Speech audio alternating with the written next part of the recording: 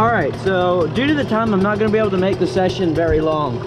So, I guess just enjoy the clips. I'm just going to have fun on this little girl. Alright, let's get started.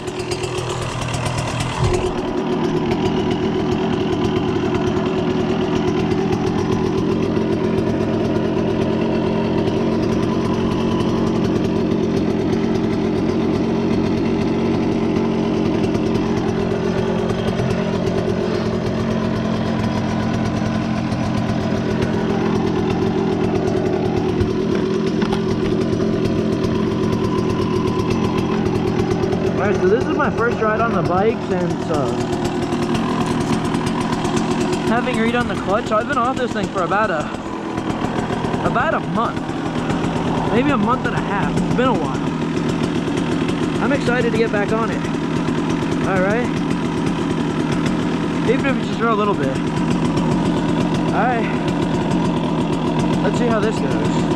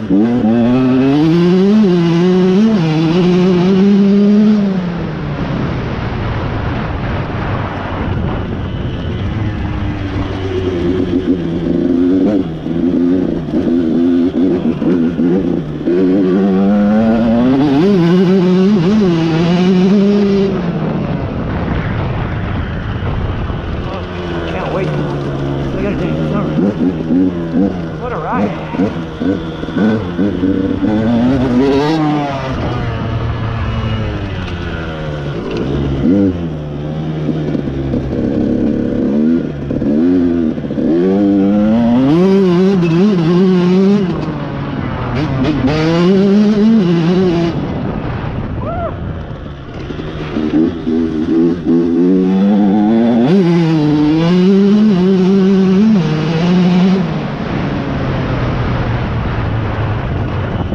thing gets you going real damn fast.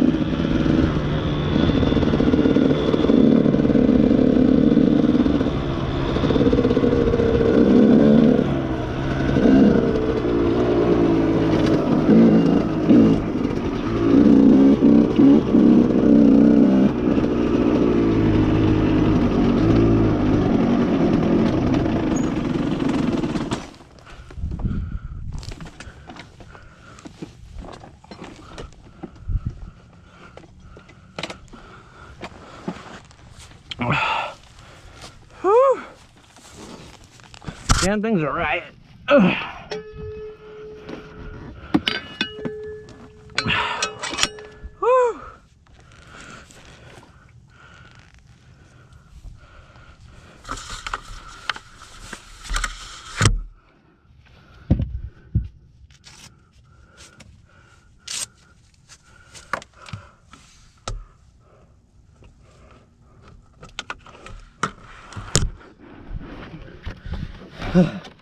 So that was just a little clip of the KTM herping around. I know it's not much, but like I only had so much time today to like to ride because it's, you know, winter in Kentucky and winter sucks. Anyway, so that was just a little sneak peek of what's to come with this thing. I hope that one of the next videos is me being able to take this thing out on track and just, you know, have some fun, because I've missed this thing so damn much, and it's just great to be back on it. There's nothing even close to the feel of KTM. Well, I think that's about it. So see you guys and peace.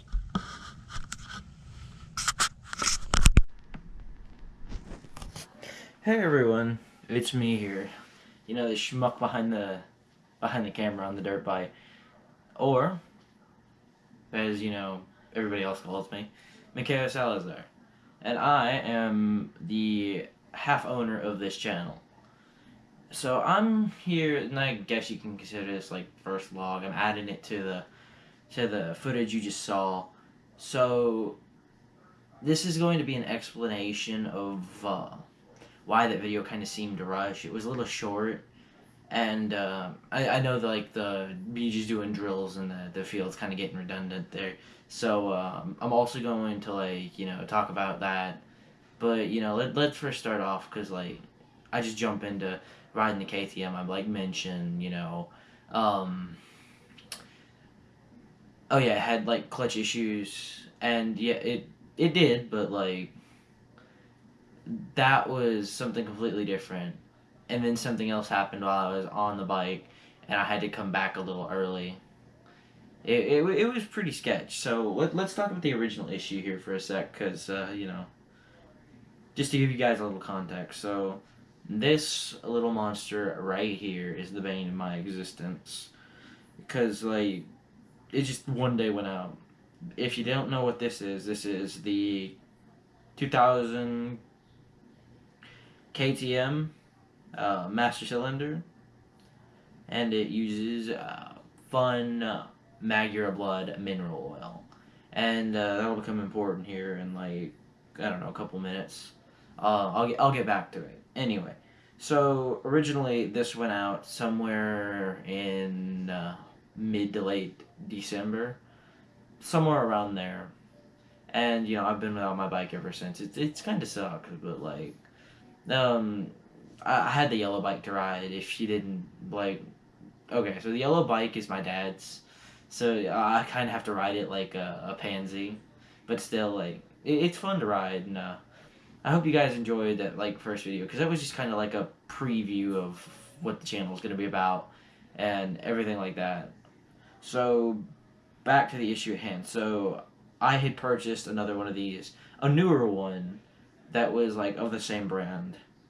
Uh, I think it was like a 2010 KT. Not no, it was before they switched to using the Brembo Master cylinders, so it kind of still worked. Anyway, um, so I got that part, and then I got that part like somewhere in January, and then I've been waiting for mineral oil ever since. Um, and come to find out, like literally today, I had ordered some on Motorsport, but like the stuff I ordered was the wrong stuff, and I was about to be big sad and ruin all the seals in my motor. So I'm shout out to Central Kentucky Motorsports for stopping me from doing that. Those guys are absolute G's over there. If you need some parts, like go check them out. Not sponsored by them or anything, but like they're just really cool dudes over there. Back to the topic at hand here. Um, so I got the oil, I got the new clutch master cylinder. I hook everything up, and what you see is just after I got done like test riding it or warming the bike up pretty much. Haven't ridden it in a while. Tapped it up with a little bit of fuel, checked the oil, which needs to be changed at some point. I'll do that before the next video. Okay, so we get to where I start filming. So that was just me. I threw on some gear once I got back from like showing that the clutch was fixed, and I was just kind of gonna grind one out. It was gonna be like a true test to see if like the new clutch worked, and like it kind of did. Like it feels great, and it did feel great initially. So here's the problem. I went out and I'd never checked like where the line for the clutch meets the case, and so that had like wiggled loose, and it was just slightly leaking out mineral oil with each time I pull in the clutch, pressurize the system. So that was fun, definitely. Um, and then like just over time, like I just slowly lost clutch on this one. Also the plunger kind of went out on this one too. So like this one's Garbo at the moment, and I don't know. I don't really plan on resealing it. I'm gonna keep it around as like that was really weird of me. Anyway, I'm just gonna keep it around as like something to have, and just to talk about. It's like, oh yeah, that was on my bike when I was a pleb. Now it's not. Brings me back to the good old days. Uh, so I got the new one on there. I'm riding, and then I think it was either the third or fourth jump I did, and in that little area that I ride in, it's like I just do drills in it, so I'm not really trying to jump very high, and there's not really much of a landing space there, so I kind of have to keep it short. Fix that when I go to the track, and I'll talk about that a bit too. Alright, so where was I going? Okay, so after that, I went to pull in the clutch because I have a bad tendency of locking up the back brake, and I didn't want to stall the bike. Well, I almost stalled the bike anyway, and I was like, oh, what the hell? That's kind of weird. Well, okay, so I go back around the turn, and I'm going to that little bend, which is like the face of the jump, and I'm going from second to third gear, and like I just pull in the clutch, and it just crunch. So I'm like, that's weird. So I let off a little bit so it actually can go into the gear, and at that point I had like I could do this to the clutch, and I like nothing. It would just barely spring back, and it wasn't a good deal all the way around. and I was like shitting myself because it's like I spent all this money on this brand new part and the stuff to like refresh this, and then like all of a sudden it doesn't work, and I'm like, ugh. So I got to spend more money, and I've got to spend less time on my bike, and it's like great.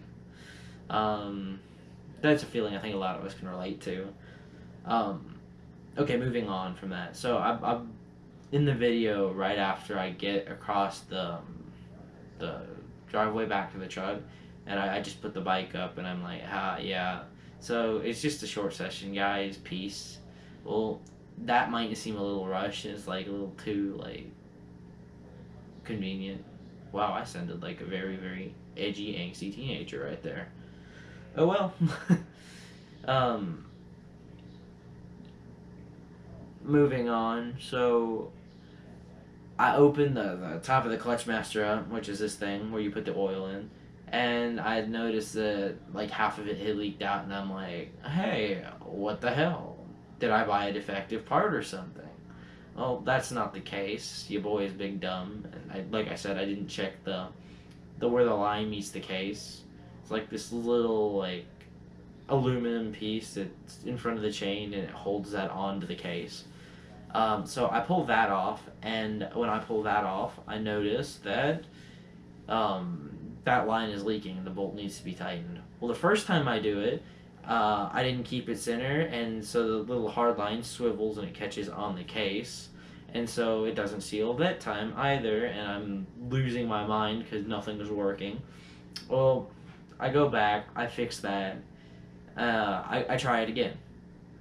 Now, granted, all the while I've been like trying to do this, I'm like, hey, maybe if I adjust the plunger inward, maybe it might help. Well, I've never had to like mess too much with a KTM clutch. It kind of worked, and I bought the bike when I really wasn't too well associated with dirt bikes. I know a lot how to like tune a manually strung clutch. Like those are relatively easy, especially considering like it's all mechanical. So you just you pull the string forward with the little adjustment screw, and it makes sense how you do that one. Well, with this one, the farther you pull it out, the farther forward the throw is. The farther you push it in, the farther back the throw is, if you can kind of understand. So like if I screwed this in to push the plunger in more, it would move like the adjustment point from here to like here, and you kind of don't want that. I like it right here. So I was pushing it in thinking it was going to go that way, and it went this way, and then like I didn't feel anything from the clutch, and I'm like, oh shit, what happened? Well, I don't come back to that until after I fix everything else, and everything else is fine. Well, I come back to it, and I'm losing my shit. Like I can't get anything to work, and I thought like, okay, I'm gonna have to wait more time. I don't know what's wrong. I'm gonna have to spend a day diagnosing the bike, and it just wasn't a good deal. I was freaking out. Well, something in me is like, oh yeah, let's turn this the other way, because I only turned it one way. Or I was like, yeah, let's reset that. Well, when I did that, guess what? My clutch magically started working again. And it was gradual. Like I felt a little bit more resistance to my fingers after doing that, and I was like, wait, hold up. So I kicked the bike back over, and it's idling in gear with the clutch pulled in, but just barely. Like you could feel it wanting to lunge forward. So I stall the bike straight in, and then I do it a little bit more. I'm just like, okay. So I got it to where I wanted it. Like I started to feel a lot more pressure, and I'm like, okay, I'll just tune the rest of this while I'm on the bike, and I'll go from first to neutral as I sort this out. And then it's probably like about 7-ish, and I do like a couple laps on just around the shop just to make sure everything works. So like everything's golden right now as far as I know, which something could break tomorrow and I might not know, or something could already be broken, or like catastrophically. Like I know dirt bikes, but like I haven't done enough to like know it by heart. I know the procedures to do, but like I've never done them before. So it's kind of like always going to be a learning experience for me no matter what I do. which, you know, it's part of the journey. It's part of the fun. Yeah, fun. Anyway, so that's an explanation of the issues I was having and like why I had to cut that video so short. And I guess it's still this video, depending on if I put this in or not. I might save it and like do it afterwards, just because of how YouTube is for new channels. Okay, moving on. Upload schedule. So I'm at least gonna do like one video a week for those of you 2 subscribers that care. I'm hoping like you people, yeah, you random views that I get. Yeah, if you could like subscribe, that would be nice because it helps encourage me to do more stuff like this. Like if you're entertained by just raw dirt bike footage and like this idiot behind the camera babbling on about it, I mean, I'm all for you subscribing. I'm not making any money off this. I don't want to make money off of this, at least right now. My boy, Emu War Casualty, as he's known on IG, he's going to be helping me edit the videos, so when it comes to like race day, I'm going to do vlogs about it.